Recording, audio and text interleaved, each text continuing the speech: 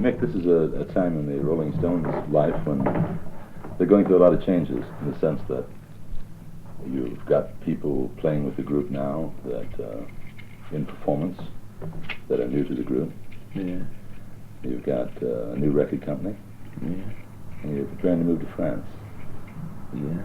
Let's start with the tour you've just finished here in England and the people you had on the tour with you that would be new to a lot of your... Yeah, well, I don't know if they're new to everyone. We used, we had two brass, Bobby Keys saxophone and Jim Price, and trumpet and trombone. They were on the European tour, which was a much longer tour than, which was, when was that? When we finished that? Last September, wasn't it? Right. They were on that one, so that we were used to working with them. Nicky Hopkins we had on this tour too, who probably, well, just finished playing with the Quicksilver Messenger, so just come back. Didn't have anything. We hoped he was going to come back and play, but I didn't know if he'd finish with them. But well, he's played with us for a long while, but never on the road. But I don't really know. It's difficult to know what it sounds like. I'm sure it sounds more full, you know. I mean, I like working with all of it. Good. Yeah, I mean, some people sort of said the Rolling Stones would, but I never would have thought of it, but it works. I would imagine that as a singer, you can get off more behind the added instrumentation. Yeah, it's true. Yeah, for me, yeah. I can't hear much of the piano, to be quite honest. It's always very. I mean, I'm not sure how much piano you can actually hear on stage. I can't. But the brass for me is great, especially on some of the new ones. You know, like Bitch is great to work with. I mean, can you imagine Bitch without brass? Really wouldn't be. I mean, yeah, as long as it's used sort of tastefully and with two. I mean, I'm not saying I really like to work with a band with sort of 5 or 6 brass pieces. I wouldn't mind a band with sort of 5 saxophones. But saxophone was always a rock and roll instrument. It took it a long time to get back. Yeah, like in those Little Richard or sort of, they were very simple, like the sax riff what they played behind. You know? They were great. You know? But it was all saxophones. Yeah, the honking things. Yeah, the honking, just sort of doing like that sort of guitar thing underneath, like the rhythm guitar part almost, the boogie. And Bobby Keys is the best at it. He's very good at it, Bobby. Yeah. Bobby's a Texan, right? Yeah. Charlie, from behind the drums, does the brass affect you in any way? Affect me, no. But you know, to be honest, when you're playing, I can't really hear anything.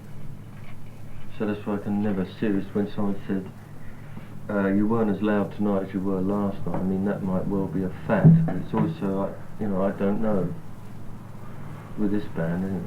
Because you can never hear the drums. I used to go to rock and roll concerts, you know, like, say Buddy Holly. In those days, you couldn't, even though they play quite, but you could never hear the drums because no one ever mic'd them up. But now, I don't think you have to play quite so loud when you're mic'd up with 3 mics. I'm a bit bored with concerts. A concert, you know, in the whole sort of sense of it, you know what I mean? That you go on, you're expected to go from one number to the next sort of person. I think it's got to take a new form if it's going to be interesting. I mean, yeah, the thing is about, the whole thing about concerts is that the music is a certain set nature. I mean, I'm not saying, we've never played at somewhere like the Fillmore, you know. Though I mean, I wouldn't mind playing it. It would be quite. I still think that is still a concert to my mind. The Fillmore, you know. Do you know what I mean? It's still big, you know. Like, right. I mean, if you went up the Fillmore, I mean, I do more or less the same thing. Like in a club where there was no room to move, I couldn't do anything and just sing, you know. Do you know what I mean? Do you know what I mean? Yeah. Not all that sort of dancing about and all that. You could just get on with the music. Do you know what I mean? The difference between doing a show and doing some music where you can just turn around and say, well, let's try and do that shuffle that we did in rehearsal. I don't know if it's going to be any good or not. I think a lot of that is that you've got an audience now, particularly in the United States, that was raised on television. And they're used to sitting down and being entertained and not getting involved in a dialogue situation of any kind with the performer. I don't know, I think American audiences get very involved. I mean, you've only got to listen to that Madison Square Garden concert and they are involved. Like in the middle of Midnight Rambler, they really are involved. When you can really hear what they're doing, you know. In rock and roll, it's very difficult. I mean, I don't know, I always think attempts at audience participation are slightly sort of a little bit. I mean, if you give them all flutes and whistles, Right. dancing is the participation of Right. rock and roll. Dancing to the music is the real thing. Sitting down to the music to me is a drag. I like to see people dance. I think they dance less though because of the television thing. Do you? And also, I think in the United States, when you fellas tour, you get into those big auditoriums like Oakland Coliseum or the Cow Palace, Yeah. where the audience really stretches out for miles.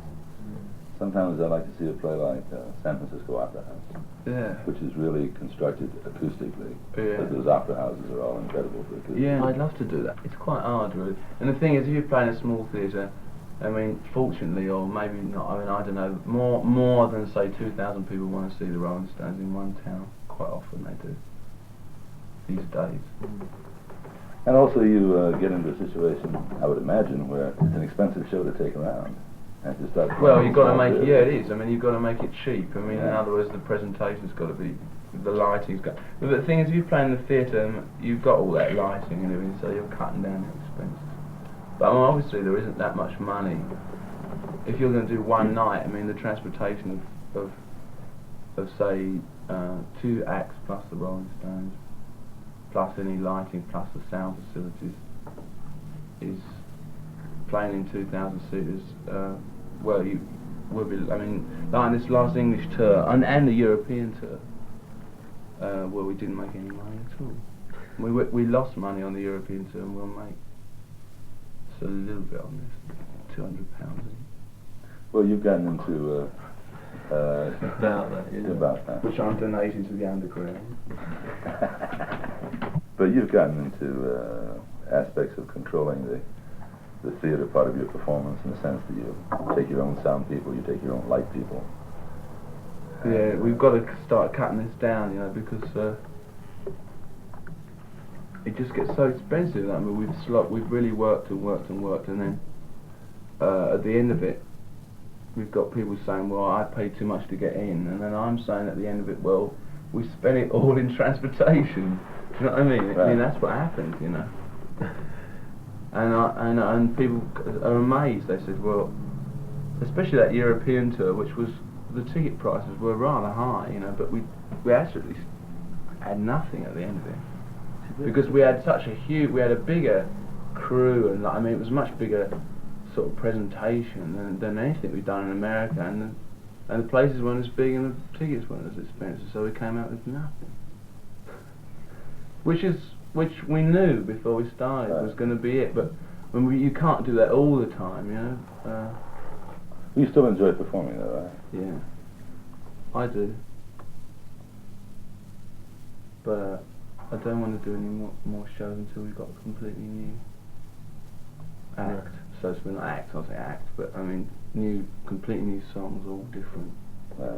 Is it a frustration that audiences seem to want to hear your old material? Yeah, it is slightly. Yeah, they do. Like this tour that we've done was only 9 days. The first 5 were beautiful to do, but like after that you were doing the same numbers, Do you know Even what I though we mean? were doing some new ones. Maybe it wasn't as good as it was at the end, but it didn't feel, it felt better at the beginning. Mm-hmm. The thing about that is that when you're doing concerts, right, and you don't do like a town like Manchester every week, you only go there. I mean, we haven't been there for 4 years, right? So, there's a certain thing that even though you want to get it on stage yourself, with all the audience has got to get it on too. Otherwise, you feel that you've only done half of it. Do you know what I mean? I don't want to please. The show's not 100% to audience pleaser. Otherwise, you'd probably do a completely different show, But it's a sort of 50-50 thing, You've got to find somewhere where you're turning the audience on and still turning yourself on. The artist's still got to satisfy himself. Yeah, the audience has got to be satisfied to a certain. I mean, you can't just go and do. I mean, bands do that, Bands go on and just do like a rehearsal. I mean, people have done it. Like Frank Zappa played a gig, and he came on and said, "This is really only a rehearsal of all new numbers." Well, I mean, it was great Charlie for Mingus him. did that 5 It years was great. before he did that. Exactly, But I mean, some of the audience, they're coming out and saying, "Well, we wanted to see a show. We didn't want to see a so you have got to do a certain amount of old numbers." I like the audience aspect of the show. For instance, I went to the second show you did in Oakland on the American tour, And you waited around outside to get in, and you saw people you hadn't seen in a couple of years, and people you loved and wanted to see. Everybody was wearing their most beautiful clothes and had ingested all their best dope, you know? And it was like an event, man. Yeah. Yeah, it's like, but the thing to us, you see, it's great, you know, we think that's great, you know, it's like last night to a certain extent for a lot of people, you know, not on the same scale, perhaps. But, I mean, it was, but I mean, for us, that's not really so great, you know, to play, even though we're going to have a good time, but we're restricted, you know, don't you think? Restricted. When it's like that, when it's a like big concert and you know everyone's dressed up and you know what I mean? It's like when we're in Paris, you know what I mean? You know, it's like an event, you know, and all your friends are there as well. Like last night, all our parents were there. Well, you know, it's kind of weird doing that. I was doing that bump and grind to my mum. You know, I just felt like an incestuous sort of thing. I mean, it's great to do those, but it's I think we've restricted ourselves to doing like, as we only seem to be doing one tour, sort of one long tour in a year or something, or two maybe. We've got to sometimes do things in between that aren't anything to do with that. Ideally we'd buy a club. But I've always wanted to do that. I mean, I don't know, not stand outside with a cigar owning a club, but I mean, just to play in one is just such an... I suppose it's nice you can do it up the way you want. Well, in the States, a whole lot of the places to play have been closed. The ballrooms, you know, aren't nearly as active as they were. No, I know. Graham's the only one who's seemingly been successful enough in operating them, who operates them and I was just talking about clubs really, you know. Right. I mean, you don't expect to make much money out of a club. I mean, a ballroom, you know, is enough. But here they're going to try and do that with the cinema in North London, you know. Some Americans are going to try. But here, it'd be nice if there's somewhere funky, you know. I don't think there are too many of them left anywhere. And I think it's because the audience that would go to those kind of clubs, for the most part, they don't want to drink anymore. They want to smoke dope. And you can't smoke dope in the clubs except... You get a lot of hassles from all kinds of people. It's true if you have a club. Yeah. But more fun to play in them. Well, there's those clubs on the strip. I mean, they open and close, you know. But I mean, there's the Ash Grove. There, when I was there was the Experience. There. I mean, I'm not saying they're great. There was a scene, but I mean, they do exist. And here, there's nothing, you know. The Trip was a nice size club. Yeah. I was interested in the album, which is the first release of your new company, right? Yeah. Have you gotten around to a name for the company? No, well, Marshall would probably disagree because Marshall's into this sort of more. So, I mean, personally, the company thing was just. I always sort of looked at Apple Records, you know, and the whole thing about Apple Records was you've got the feeling that there was this new company with new ideas, right? That was running through the old structure, you know, which was going to be eventually by signing up all these artists that everyone liked or didn't like or whatever, was going to be an important record label, you know what I mean? And they ran ads every week saying you can be a millionaire like Paul McCartney, you know, if you come along to Apple with your songs, you know. I mean, this isn't like that, you know. I mean, we're going to start. This is just like rock. It's just our record label. Instead of putting on sort of Atlantic on it, we're just going to put Rolling Stones record number 2 or something.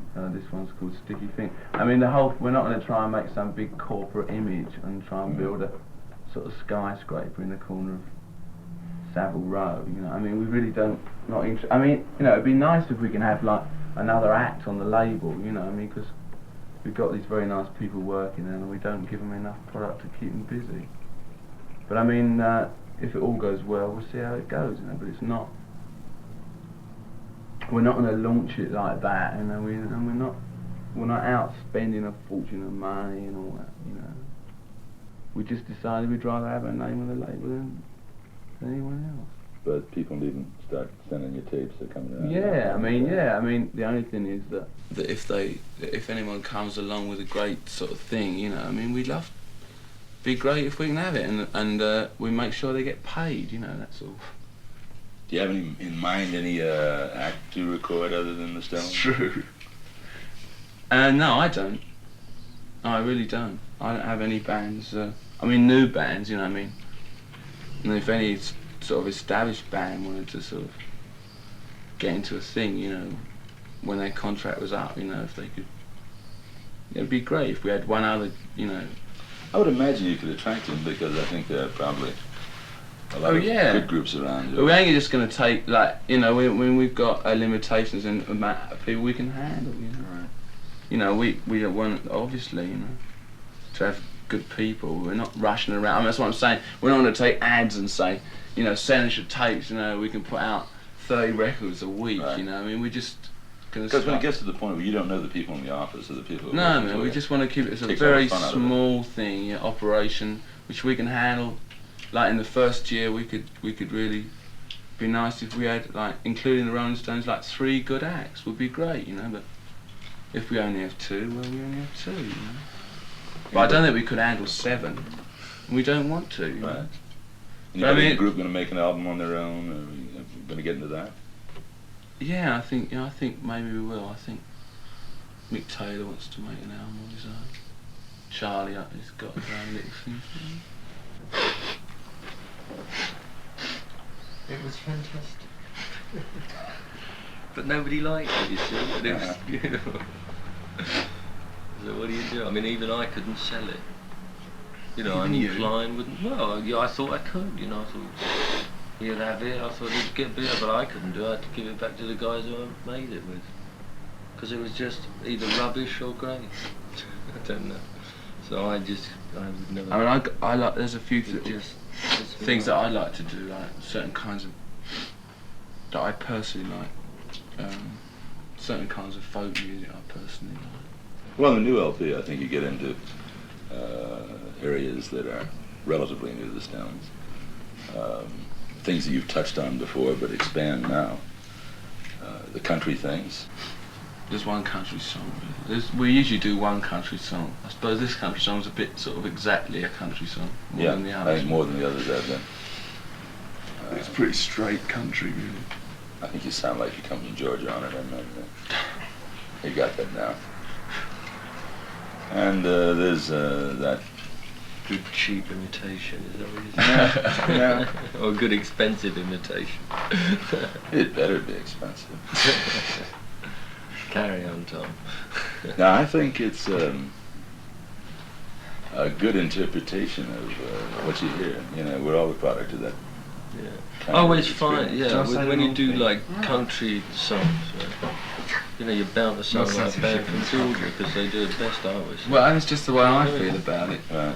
You know, from my side, you know, from my involvement. Do you know what I mean? I mean, I wouldn't feel like that if I was you. He's now talking to Marshall. Do you know what I mean? Mm-hmm.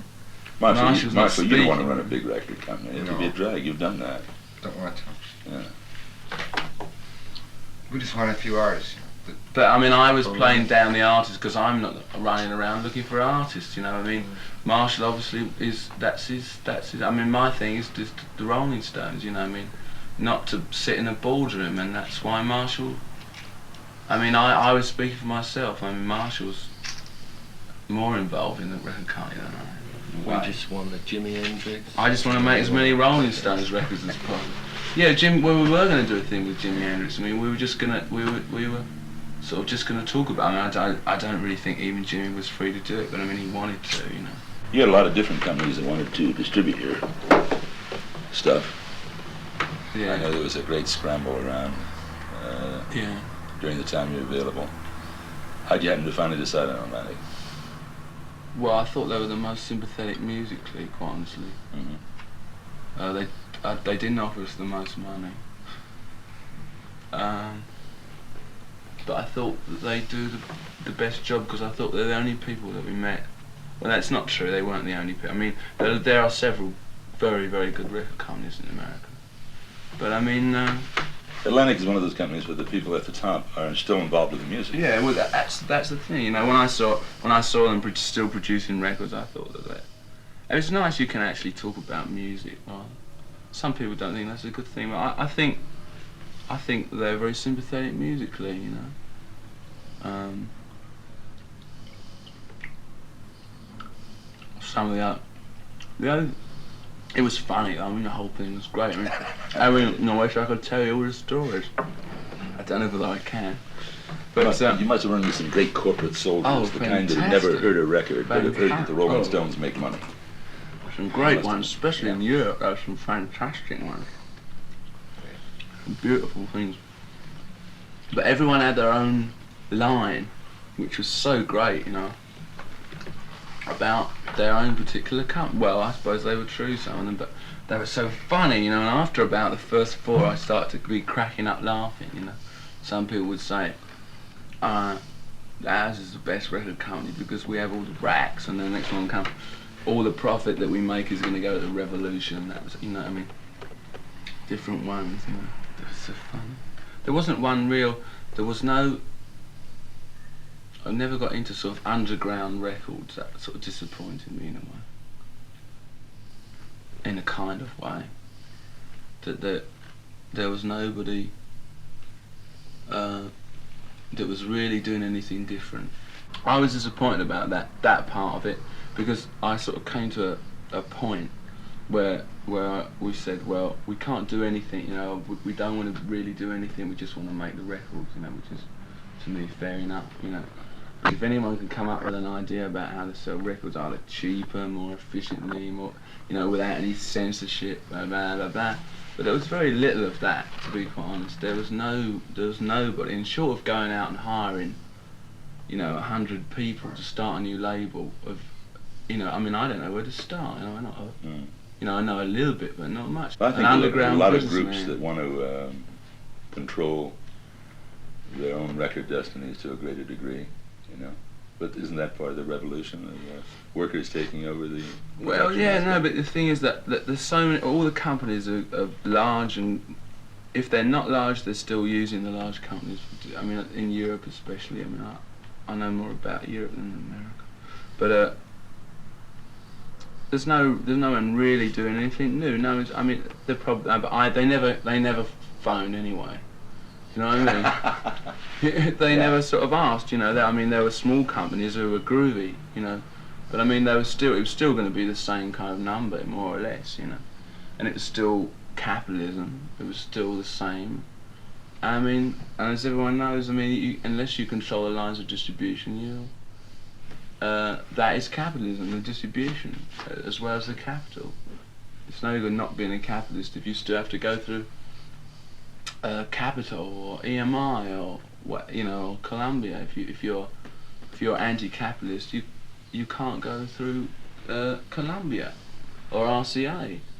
I mean, and the other thing is that, I mean, I'm amazed that John Lennon would change the words of his record to please EMI.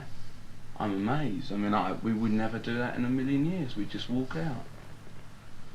I mean, we changed the cover, but I mean, you know, no one ever asked us to change the words. I'm amazed. Ed Sullivan. Yeah, That was different. yeah, That well, was that a wasn't on a record record. company. Well, I mean, I'm ashamed of doing that. We should have walked off. But I mean, we did it. You know, that was a little while ago. I don't think we do it now. I think there are probably cuts in this album you may have trouble getting airplay on. Oh well, we always have trouble getting airplay. I don't really think the airplay. It's not. I mean, you probably. Why am I talking to you for? But I don't. You know, I don't think it's any more than the last album or the one before that. Quite honestly, I don't, and also it's much later in time and everything. I think it depends upon the kind of station too. The so-called underground stations in the United States have always played everything on your albums. Yeah. But I think like cuts like Bitch, you know, I mean, it was never written anything offensive in that. I mean, it's just, but I mean, Atlantic tell me that they can't get it played on something. I mean, there's nothing offensive in that at all. It's coming out as a single now. I don't see anything offensive in it. They've got a hassle going on now where the Federal Communications Commission has issued an edict that radio stations will be held responsible for their licenses if they play songs that encourage drug use, but that's such a vague thing. You know, Yeah. how do you determine that? You've got a lot of songs on this new LP that make references to drugs, but I certainly wouldn't say they're encouraging drug use. No, I mean, none of our songs wanted to encourage drug use. I don't particularly want to encourage drug use. Not encourage it. I mean, you can write about it, but you don't have to. I think you write about it because it's part of people's existence, just as a news magazine will write about it. Yeah. I don't want to encourage it. But I mean, I don't see anything wrong if anyone wants to encourage it either. You know, that's up to them. I mean, I wouldn't personally want to. Some people want to say get stoned all the time. That's all right. Have you ever run into any difficulties with the company when you were with London? Over words, no. Over words, They were always very good. I don't think they ever played the records. That was why. That was why we never had any trouble. They never listened to the words. What's the new album called? Sticky Fingers. Let's talk about some of the cuts on it, some of the things that you particularly like, the ones that you felt were interesting to work with. You've got a lot of new songs on there. You've got one song that's got a long jazz riff in it. Yeah, that was nice. That was Can't You Hear Me Knocking. It's a bit like Going Home, you know. And do you know what I mean? It's just a sort of unworked out thing that we just did at the end, because we didn't know how to end it. Yeah. When you go into the studio, how much of it do you have prepared before you go in? How much of it's worked out in the studio? And hardly any of it's prepared. Well, it's not quite true actually. Oh, yeah. Well, from my point of view, sounds going. Mine isn't the same. Oh, it's not quite true. We did, you know, like Bitch, you know. I mean, we'd done that before. We did it out in the garden. Oh yeah, the riff. Do you know what I mean? Yeah. Sometimes we run things down. Like sometimes we get an idea for a song from like a rhythm that like Charlie and Keith have played together or something, or Bitch that Charlie and Bobby and me played one day. It's got a great sound to it. You know, I mean, but quite often we go into without the song being written, which annoys me intensely. But I mean, that's the way we record sometimes. It's 'cause he sounds. I like it all to be rehearsed before we go in, but it never is. Does the music usually come ahead of the words? Yeah, quite often. That annoys me more, because it's very hard to write lyrics to a track. So, I mean, you can write most of the lyrics before. It's much easier to have it done before, but yeah, because sometimes you do things that... I always try and write the lyrics to the songs. But like that thing with strings on, Moonlight Mile. Yeah. Well, that wasn't, the lyrics weren't written to that before we cut the track. That was very extemporised. I mean, you know, and we didn't think of having strings on it or anything. I mean, all that just sort of comes. Whereas like Dead Flowers was all written, you know. I mean, I've played it 100 times at home. So it was just very simple. Did you have a producer on this album, or did you do that aspect of it yourself? Well, some of the tracks were produced by Jimmy, and some of them we did ourselves. Some of them, Glyn Johns was engineering on, and all that. Jimmy did a lot of work on it, but didn't do all the tracks. Did you do this one in the country, or did you do it in the studio? All over the place, yeah. Mm-hmm. We did it in the country with a mobile unit. We've got some of them. Some of them we did at Olympic, some we did in America. Some are quite. Where did you old. work in the States? We can say that again, can't we? Muscle Shoals. Mm-hmm. We did 3 tracks in Muscle Shoals a long while ago, which we were going to bring out as a single, but then we changed our minds. Which were Brown Sugar, Wild Horses, and You've Gotta Move. And we just saved them for this album. What else are you thinking about for the company? Are you going to go outside of the record field? Are you going to get into film or television? Or... Yes.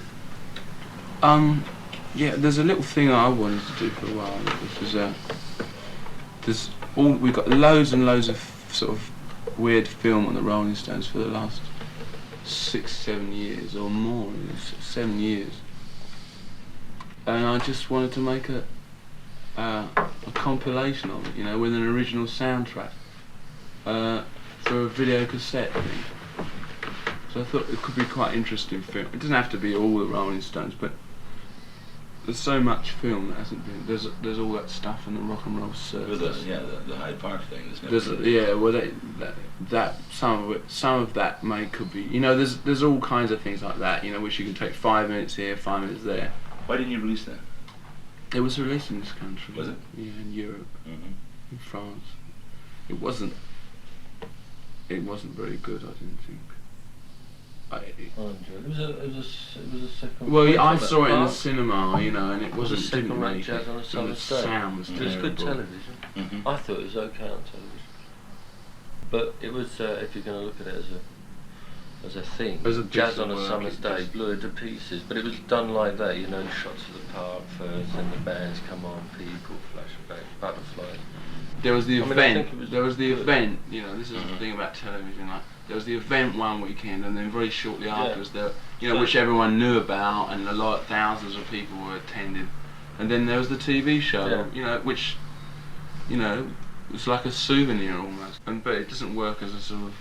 The movie on the... But the thing is, as these things get older and older, like Rock and Roll Circus, they They start do. to take on a different a kind of appeal. You know?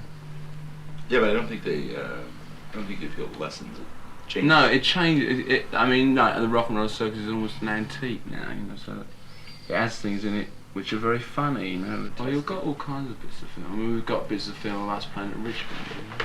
You know? Yeah, there's some very early films, yeah. I mean, which are just right, yeah. fun, you know, just to see, you know. But I mean, I just for my thing, was just learning how to cut it, edit it all together, and making it into a. Are you getting into that editing? Well, I just wanted to see if it was fun or not. I think it is fun. Editing is fun, Right. you know. I mean, shooting's great, but I mean, I can see how you do that. You know what I mean? You point the camera at it. You know what I mean? I mean, the editing is the thing that It becomes an extension of mixing with a lot more alternatives. yeah, it's like mixing a record. You know, which is fun, which I find. The more we go on mixing, you know, the more I see. I love mixing, Oh, it drives really. me Just crazy, for my, man. everyone's got their own ideas about how it should sound. That's the funny thing. right. And so have I. I mean, I know exactly how it's supposed to sound. If it doesn't sound like that, it's Mixing such a hang on. It's just crazy. It's Yeah. weird sometimes you can mix something and you do something intentionally to achieve a certain effect, and someone will say, I like all of it except that. And they put the finger on the thing that you did intentionally, you know, to create Exactly. a certain So you concept. imagine there's 5 of those people. That's us. Were you involved in the mixing in the early days? oh Like yeah, Fernando's I used to be managing there the- for them. I mean, the first albums were done in mono, so that was the end of that. You know, when we heard them back, we either did it again or that was it. Mhm. Yes, you know, Keith and I were always, and Charlie too, were there when we mixed. Yeah, Some of the yeah. mixes were terrible. I mean, I didn't understand the mixing any more than Andrew did. But the thing was, Andrew thought he did understand the mixing. I think some of the things that Andrew did were good. I think there's one or two things. I think Satisfaction was very well recorded when you actually hear it, which we had nothing Yeah, I to think do. Satisfaction's a rock and roll classic. Do you? Yeah. No, it's a good sort of 60s rock and roll, I suppose. What's the 80s rock and roll sound? I don't know if it's going to be a hell of a lot different in the sense that there are certain basic aspects of rock and roll that are always going to remain there and be the same, right? Well, it went Maybe through a not to some period it groups, wasn't. you know. I mean, to me, that's what blues is about, you know. Blues is about that drinking and women and all that. It's not only about hard times. It's about the way people live their lives. You know, yeah, but that's just one side of it. I mean, that's the form you take to tell that tale is up to you. I mean, you can tell that tale with a philharmonic orchestra if you want, but you have to be a bit cleverer, I think, to do it with that than you do it with 3 pieces. Yeah, it might be tougher to get people to shake their ass to the Philharmonic Orchestra. Well, I don't know. You know, I don't know. I think. You want to try? You know, that's something you can do. Yeah, I mean, I don't. I just took that as the other extreme. I Yeah. don't particularly want to do that, but I think the thing is that it's the interesting thing is it's just you have the idea, and it's just whether you use country music or the blues or like you might say ordinary white sort of rock and roll. Those particular forms. I mean, the form is unimportant as long as it's well done. It's the thing inside it. I mean, I was just looking at it from writing. You write something, you know, or you have some feeling, you know, and either it's like it's very, you know, you want to sort of forget everything, you know, just want to dance, you know, or you've got some sort of mood that you want to express, you know, and you can express that mood either in the blues or you can express it in a symphony. I mean, but finding a sort of finding different forms and going on. I mean, that's what like jazz does, isn't it? As well as like technique. Do you listen to much music now? Yeah. Do you find yourself listening to rock groups, to new acts as they come along? Yeah, to a certain extent. when people say, look, what bands do you listen to? I mean, I don't know, you know, I really don't know what bands. I try and listen to bands, but I go to record shops and go and, I mean, the thing is about going to see bands, you know, that's the thing, you know, and then seeing how they, because like quite often new bands don't make that good records, you know, because making records is not the same as playing. I mean, you can sit there in the studio and knock off what you do in a club, which is fantastic, and it sounds a load of old rubbish, you know. I mean, it just does sometimes, or not. But I mean, seeing a new band is the thing, you know. I haven't seen that many new bands that have really knocked me out. But then I haven't seen all the bands. I mean, I haven't even seen Sly and Family Stone on stage, you know. I mean, their records are nice, you know. I mean, some of their records are very good, but I mean, on stage they're supposed to be fantastic, but I've never seen them.